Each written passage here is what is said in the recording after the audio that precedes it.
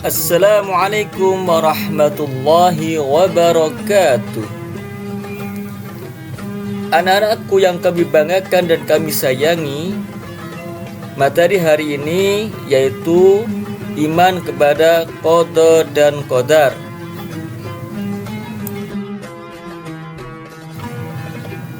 Tujuan pembelajaran: 1.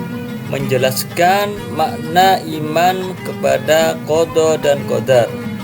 2. Menjelaskan jenis qada dan qadar dengan contohnya. 3.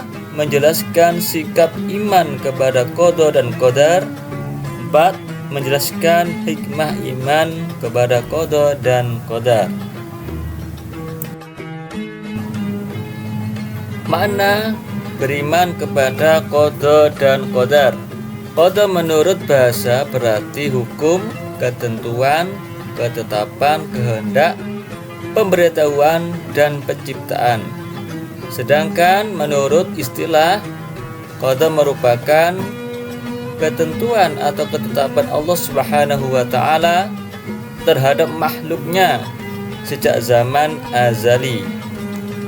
Zaman azali artinya zaman sebelum diciptakan manusia oleh Allah Subhanahu wa Ta'ala. Qada disebut juga dengan sunnatullah atau ketetapan Allah. Sedangkan qadar secara bahasa berarti kepastian, peraturan, dan ukuran. Sedangkan menurut istilah, qadar merupakan perwujudan dari qada atau ketetapan Allah Subhanahu wa Ta'ala yang telah terjadi pada makhluk dalam kadar tertentu sesuai dengan kehendaknya. Qadar sering disebut dengan istilah takdir.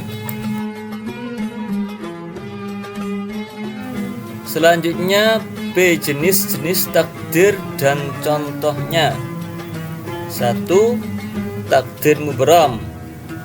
Kata mubram berarti tetap, pasti, dan tidak bisa diubah.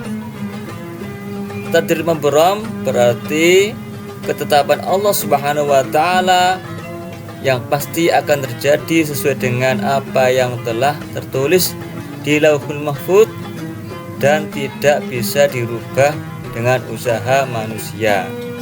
Contoh: kelahiran, kematian, jenis kelamin. Yang kedua yaitu takdir mu'allaq. Arti mu'allaq tergantung. Takdir mu'allaq merupakan ketetapan Allah Subhanahu wa Ta'ala yang masih tergantung dengan ikhtiar atau usaha dan doa manusia. Contoh: keimanan, kekayaan, kepandaian.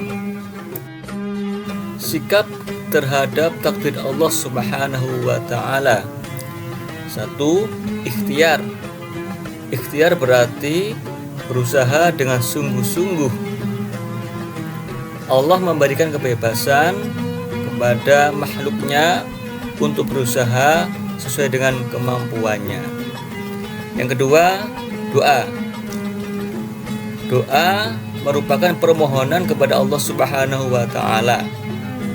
Berdoa merupakan ibadah. Yang ketiga, tawakal. Tawakal merupakan sikap menyadari bahwa segala keputusan ditentukan oleh Allah Subhanahu wa Ta'ala, atau juga bisa disebut dengan menyerahkan diri kepada Allah Subhanahu wa Ta'ala. Tawakal harus dilakukan setelah berusaha dan berdoa dengan sungguh-sungguh.